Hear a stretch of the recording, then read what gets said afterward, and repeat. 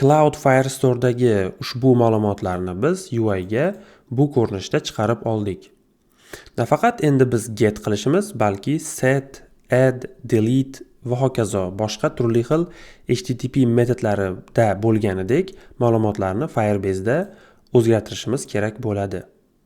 Ya'ni HTTP metodlarida biz albatta oldin ko'rganmiz get ma'lumot olish, put ma'lumotni to'laqonli yangilab joylash, post yangi ma'lumot joylash, delete ma'lumotni o'chirish va patch ma'lumotni bir qancha qismini yangilash kabi metodlar asosiy metodlar hisoblanadi va bu metodlarning alternativ variantlari albatta Firebase'da ham mavjud. Faqat ular biroz boshqacha nomlanishi va boshqacha qo'llanilishi mumkin. Biz chap tomonda read data nomli ma'lumotlar bilan ishlash uslubini ko'rib o'tayotgan edik. Endi buni yopib, bu yerdagi add and manage data qismiga o'tsak ham bo'ladi.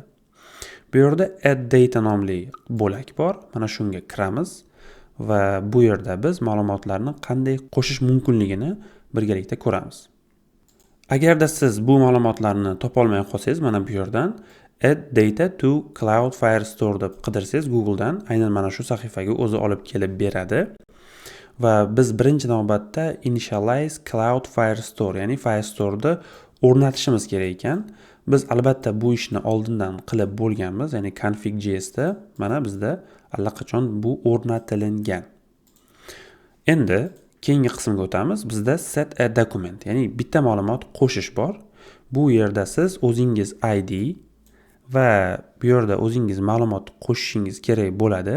Bu usul albatta birorta bir ma'lumot, ya'ni IDsi sizda bor ma'lumotni yangitdan joylamoqchi bo'lsangiz, unda siz o'sha ma'lumotni qaytadan yozgan hisoblanasiz.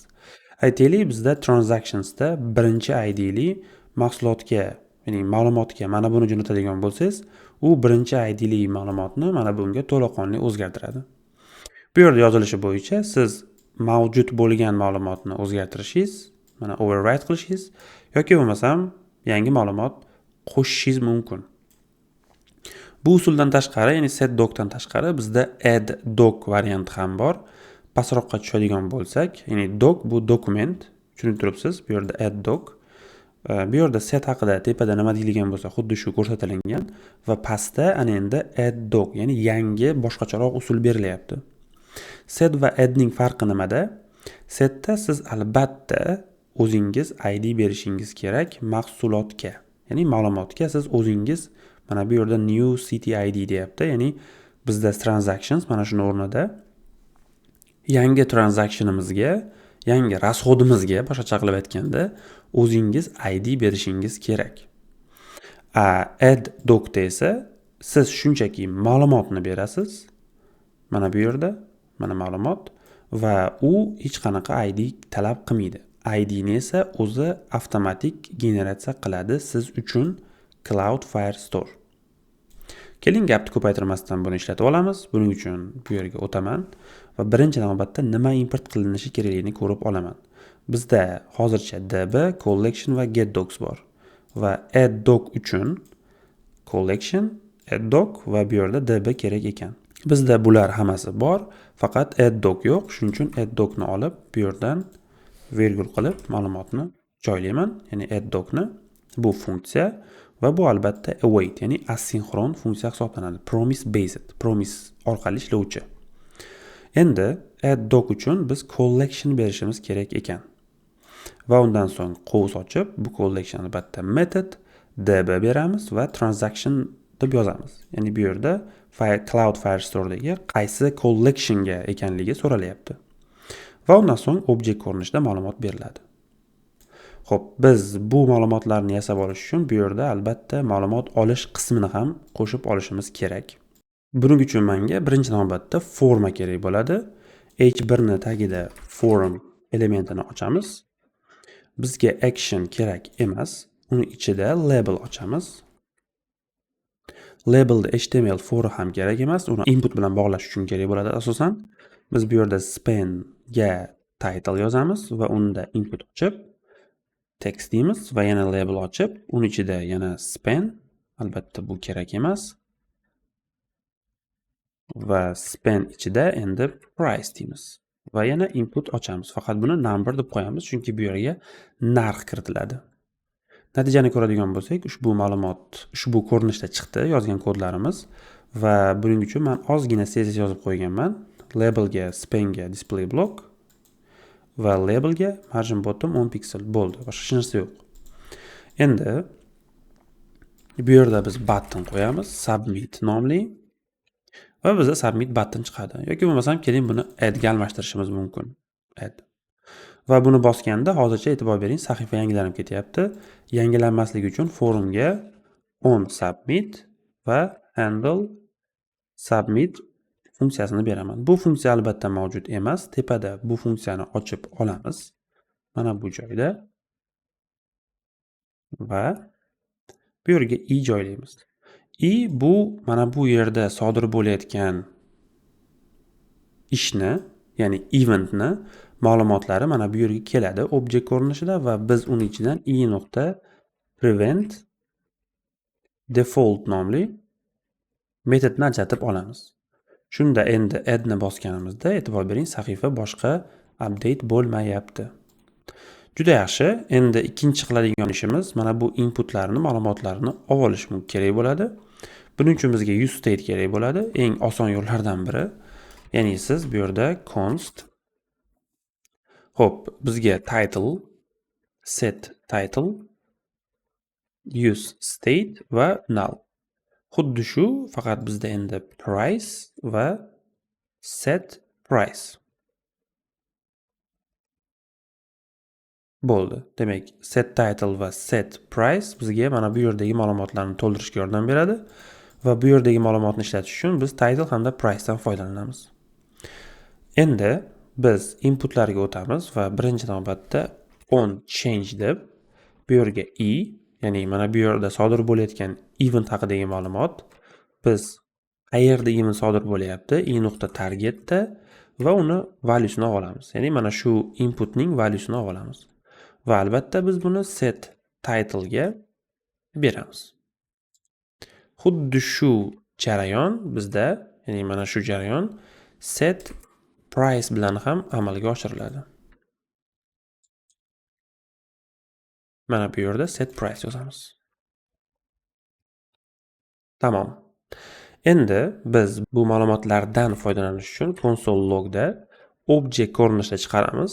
Title 2.title bo'lish kerak, price 2.price bo'lish kerak.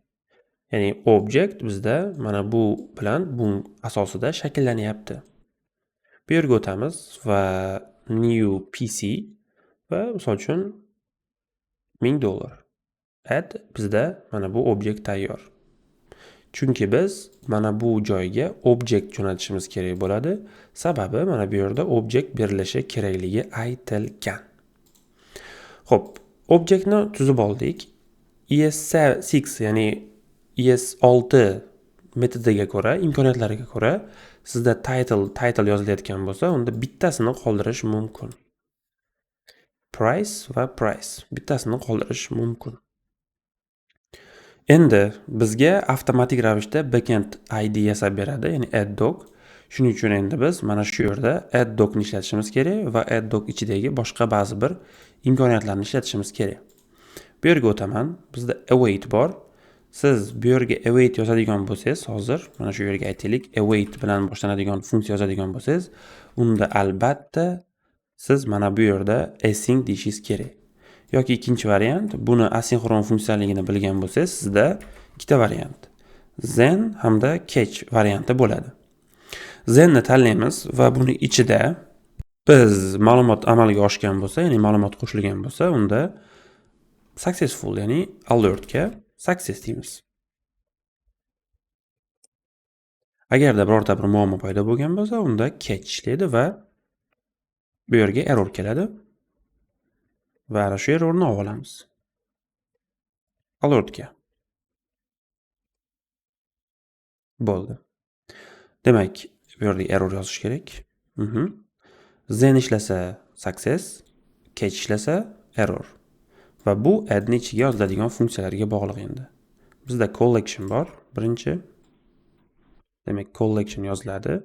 Bu yerga db, database beriladi, mana bu va vergul qayerga? Database ni qayeriga? Database ni albatta mana bu transactions collection'iga. Shu nomlarga e'tibor bering, transactions to'g'ri yozilgan bo'lishi kerak. Va endi uchinchi qiymat sifatida collectiondan keyin, collection metodidan keyin vergul qo'ygan holatda object yozilishi kerak. Ya'ni bu yerga o'tamiz. Bizda mana collection va shu yerda vergul qo'yib, biz title va price ni yozishimiz kerak bo'ladi. Xo'p, buni o'chiramiz. Endi hozir men bu yerda add ni bosganimda bular tozalanib ketishi kerak. Shuning uchun men bu yerda bu bizda formaligini bildiradi, ya'ni formaga oidligini bilamiz. Handle submit formada sodir bo'lyapti. Shuning uchun target bu forma degani va biz uni reset qilamiz. Bundan tashqari bizda set title hamda set price bor.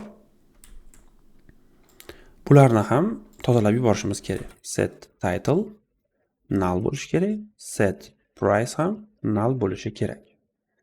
Shunda formani tozalayapmiz, inputlarni tozalayapmiz va ma'lumotni qo'shyapmiz. Ma'lumot muvaffaqiyatli qo'shilsa then, agar muammo bo'lsa unda catch. Xo'p, saqlab bu yerga o'taman, sahifani yangilab yuboraman bitta va bu yerga new PC va aytilgandek 1000 dollar bo'lmay qoldi endi. Add, okay, qo'shildi va success. Ma'lumot bu yerda ko'rinmayapti, lekin bu yerga o'tadigan bo'lsak, uchinchi ma'lumot mana bizda qo'shildi, new PC va 1200. 1200 string bo'lib qolibdi, sababi bizda albatta bilamizki, mana bu yerdan kelayotgan ma'lumot, inputdan kelayotgan ma'lumot bu string ko'rinishda bo'ladi. Hech qanaqa muammosi yo'q. Siz qo'shayotganda, ya'ni mana bu yerda price da siz numberga o'rab price ni berib yuborishingiz mumkin. Bu hech qanaqa muammo tug'dirmaydi. Lekin endi sizda savol tug'ilishi mumkin, nima uchun bu yerda add qilganimizda birdaniga ko'rinmadi, endi ko'rinyapti. Keling yana ma'lumot qo'shib ko'raman. New, misol uchun keyboard va bu 400 dollar bo'lsin. Endi add qiladigan bo'lsam, yana ko'rinmayapti. Okay qilib sahifani yangilashim kerak ko'rinishi uchun. Mana endi ko'rinyapti, yaxshi. Lekin nimaga add qilganimizda ko'rinmayapti? Sababi biz bu yerga ma'lumotlarni olib kelish uchun getDocs dan foydalanganmiz. Bu asinxron funksiya. Bu useEffect bir marta ishlaganda boshida boradi, ma'lumotlarni olib keladi va bo'ldi. Boshqa bormaydi backendga. Siz bu yerda handle submit qilganingizni bu bilmaydi. Backendga ma'lumot qo'shilaveradi mana bu yerda, lekin frontend bu haqida ma'lumotga ega emas. Biz keyinchalik aynan mana shu kabi muammolarni hal qilish uchun real time ma'lumotlar almashinish uslubidan foydalanamiz. Ya'ni bu yer bilan ma'lumotlarni real vaqt rejimida almashamiz. Biz bu yerda get read data bor, ya'ni ma'lumotlarni get qilganmiz va pastroqda get real time updates bor. Ya'ni backendda nimadir o'zgarsa, frontend buni o'sha zahoti biladi. Buni ham yo'l-yo'lakay o'rganib olamiz. Lekin hozircha biz ma'lumotlarni qo'shishni ko'rib o'tdik. Ma'lumotlar chiqishi uchun sahifani yangiladik va buning uchun bizga ma'lumotlarni olishga get docs, ma'lumotlarni qo'shishga esa add-doc yordamga keldi. Add-doc asinxron funksiya, shuning uchun biz then va catch ishlatdik. Add-doc ichiga biz collection hamda db va qayerga ma'lumot borishi va qaysi ma'lumot borishini aytib o'tdik.